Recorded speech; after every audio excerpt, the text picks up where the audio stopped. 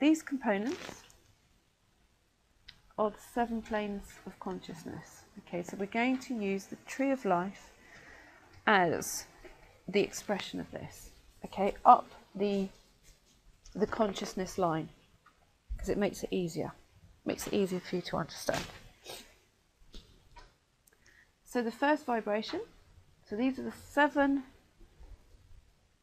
planes of consciousness. So the first one is the physical. Okay, physical self, which is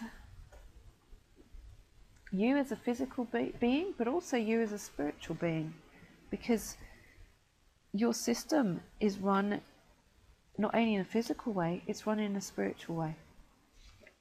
Okay, does that make sense? Yeah? And that spiritual way incorporates your element of truth, your element of faith. Okay, whatever that is. Now, I spoke of this last week, and you may have heard me say this before, but I was at, I'll just give you an example of how I see the importance of this kind of faith vibration. As quite a few years ago, I was at an event. It was at a show kind of thing. And there was this, I'll just tell you very quickly, this man walking around with a film crew, and he didn't look like a particularly nice fellow, and I wasn't interested in engaging with him, so I kept dodging and ducking and disappearing whenever he was around. So I thought, I'm really not wanting to engage with this.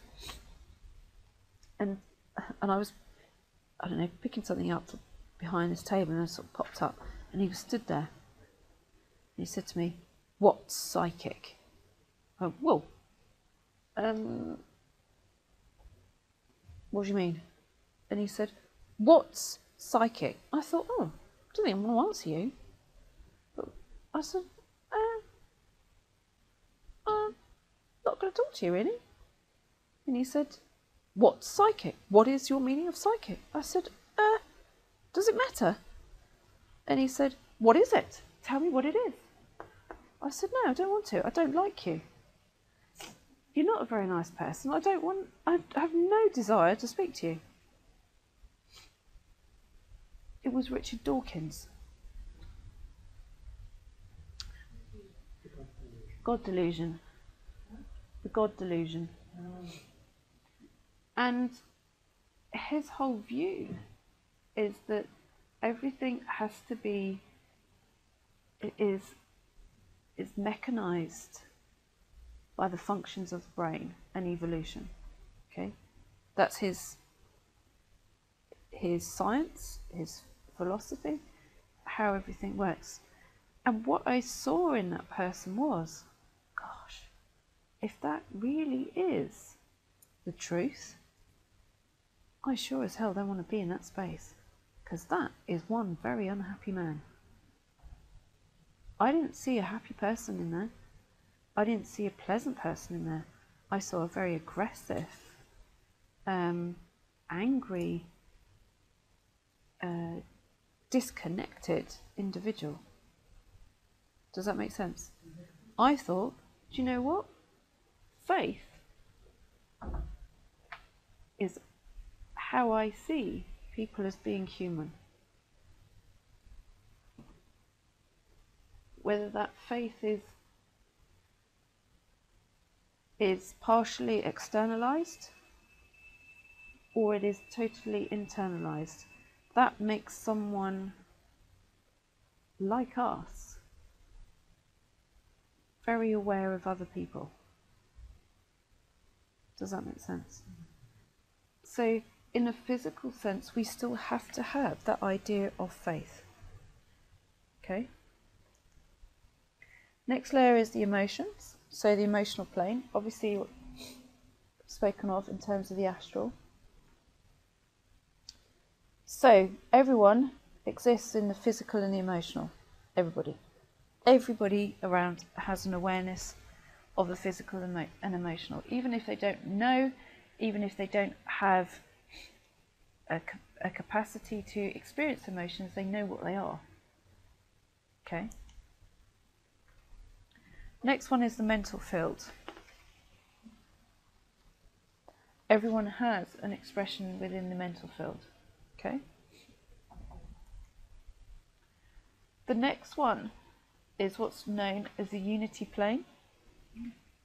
I have to remind myself if this one is also known as the Buddhic.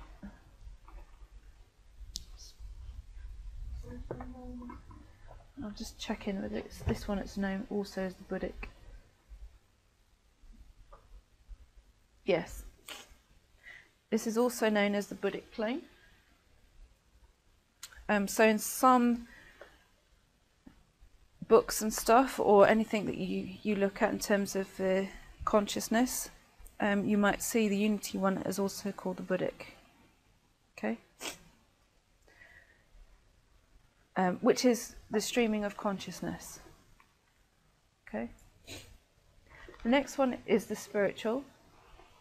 So that's understanding ourselves as a spiritual being, which we're all well and truly aware of.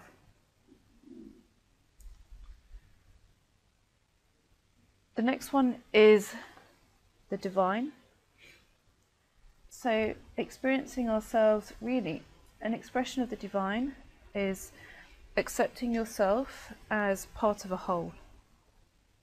Okay.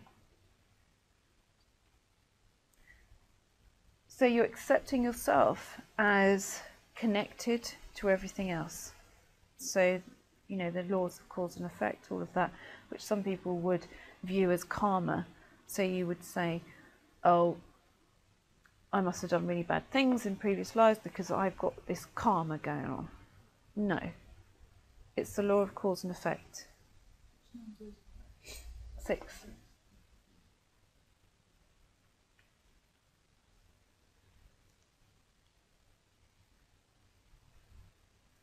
And number 7 is, you've all probably heard of the monad, yeah?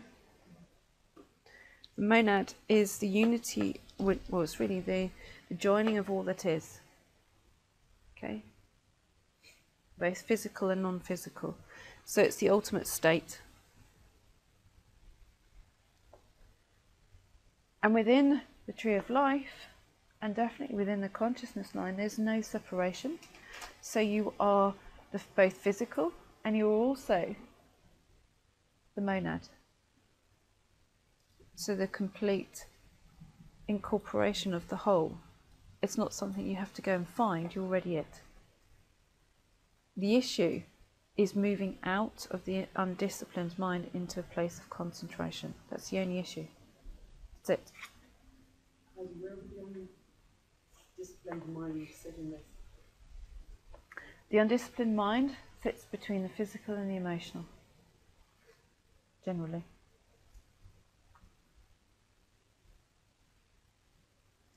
And in certain components as far as the mental is.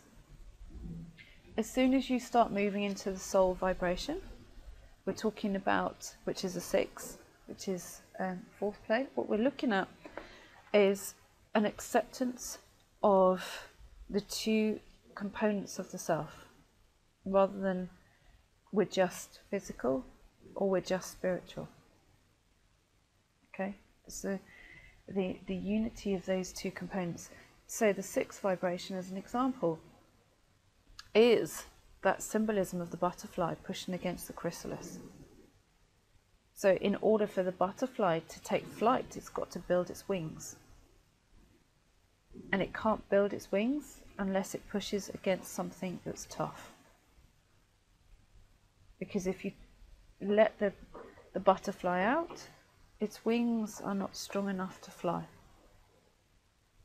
It has to push in order to build its strength. So the symbolism within that is the soul has to push to realize its strength. So it has to have an element of adversity in order to understand itself in its full capacity. Okay? Does that make sense, yeah? That's why I'm saying to you is that challenging moments are not a test. They are to build your strength. So trying to avoid them means you're trying to avoid building the soul vibration.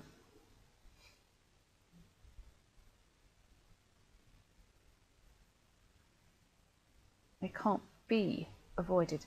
If you're looking at the sixth vibration along the consciousness line in terms of the Darth, the divine, the experience of the divine plane is within the Darth vibration. So it's within deep challenge. So your experience of the divine is in deep challenge, in the mastery of it, in the passing through that vibration. Okay, so these are split into triads. Okay, so I'll just show you what those triads are. I'll explain them because I haven't, probably can't read my writing. So you can divide it up. I haven't got a picture to show you, but you. Yes, probably easier. Brilliant, thanks.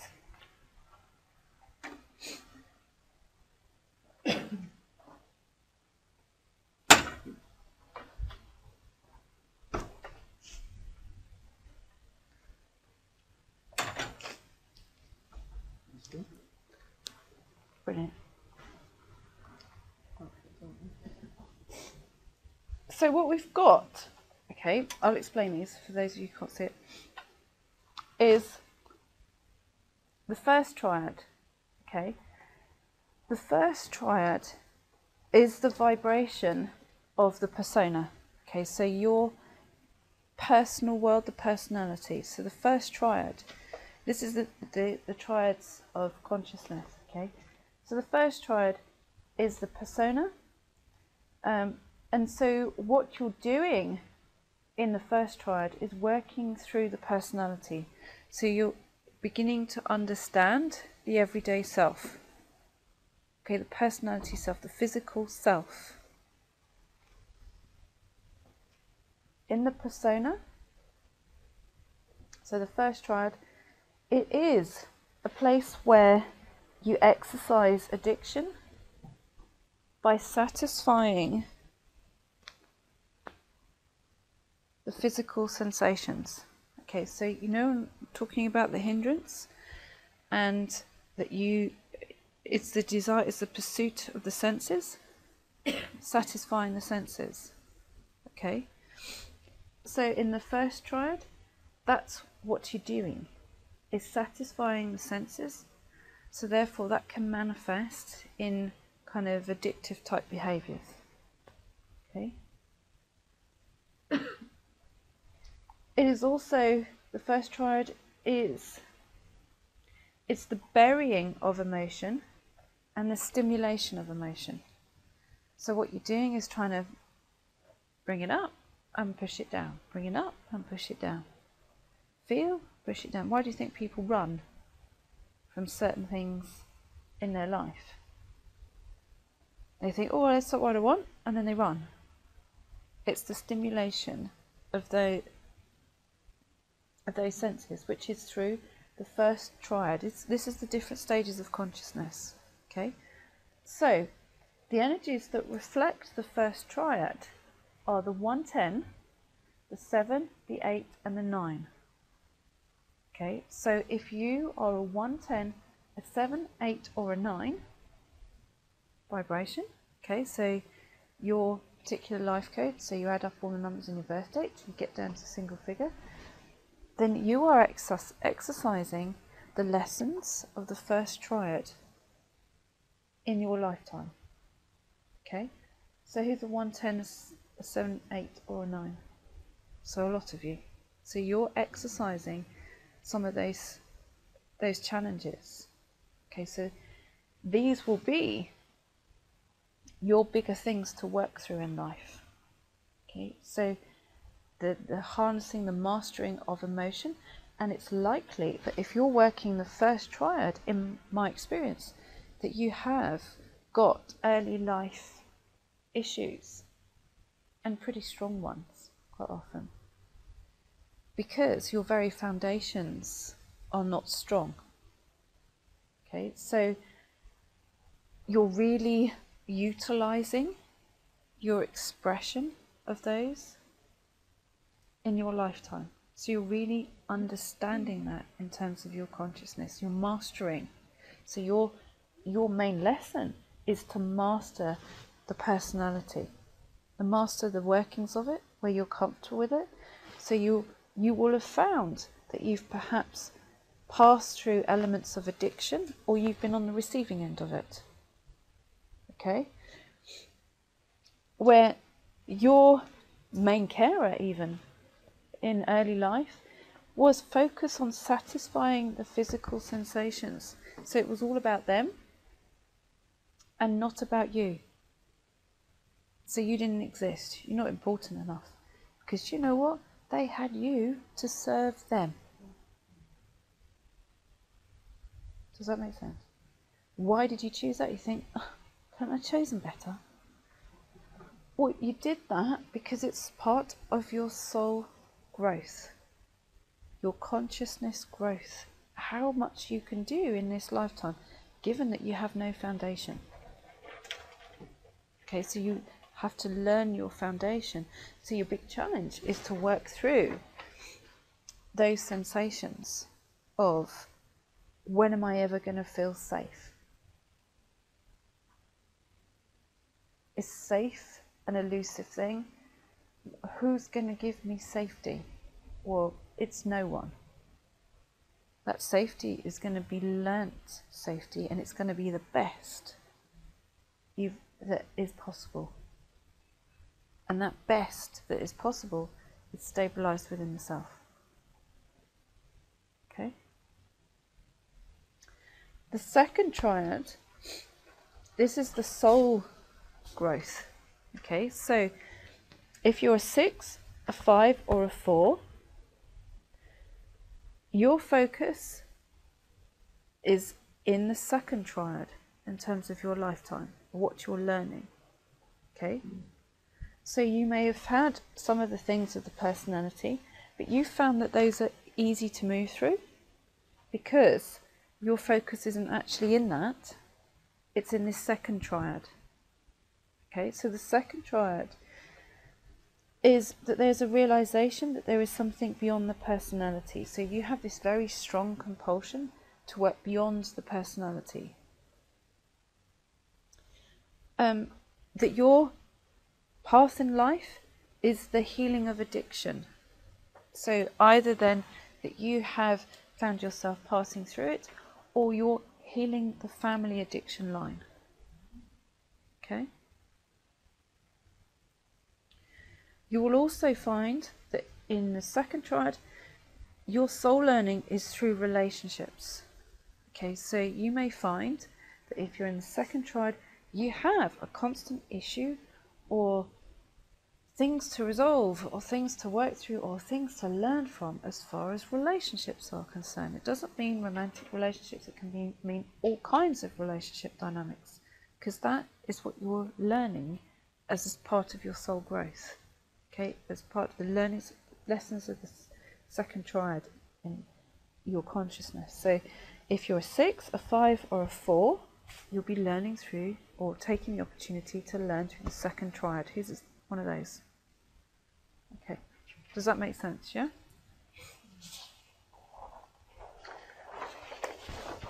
Now, if you're the third triad is spirit.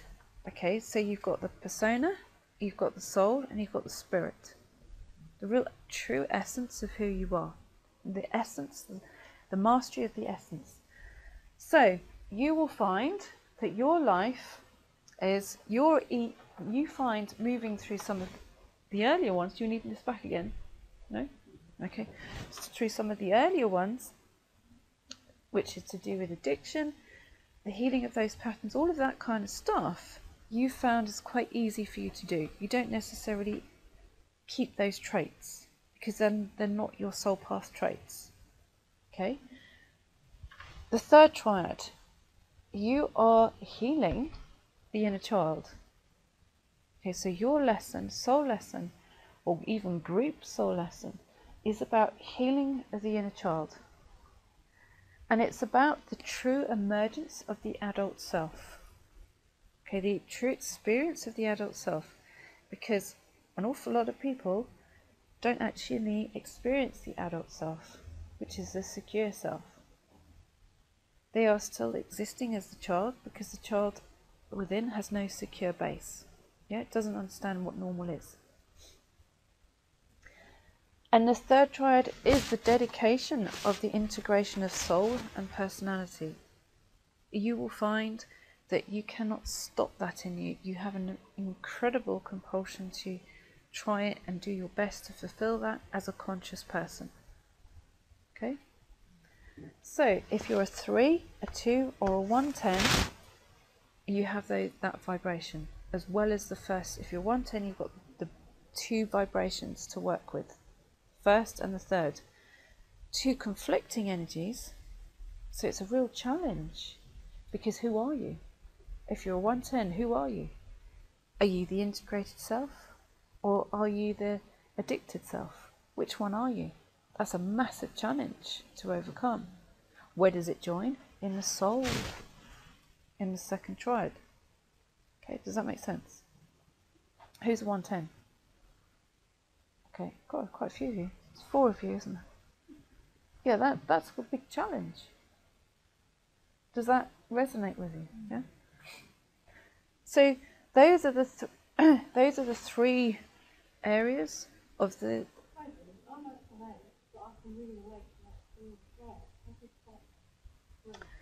Well, as an 8, let's go back. Okay. Okay, so your first area to work with. So the third one resonates with you. That's where, that's where you want to be. Okay, but what your soul growth will be saying is that even though that's what you feel that you want to focus on, your main issue is within the personality.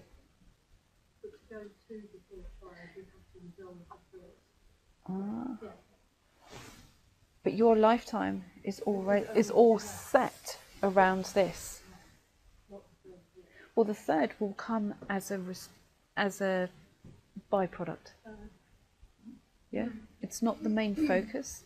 So if you make the third the main focus, this will forever be a challenge. So you never seem to feel like you're getting anywhere. Does that make sense? Yeah. So it will feel. So those of you who are in the first triad, you've got to have a real trouble with allowing yourself to feel.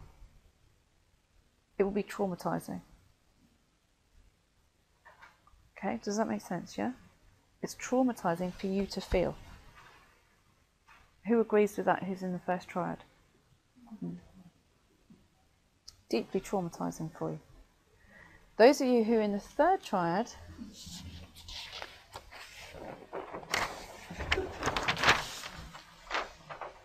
find it a lot easier to feel. Okay? You're okay with it, and if you have kind of traits which could manifest as addictive type behaviours, you can move through them a lot easier than people who can in the first triad. Much easier. It's not tricky. So third triad people are usually used to extreme environments that they've learnt how to handle. And quite often it's because they've got the inner child component is they've always had to parent themselves. So therefore, what's new? Okay? So who's a 3, a 2 or a 110 where that resonates? Yeah. So what's new? Relying on someone else?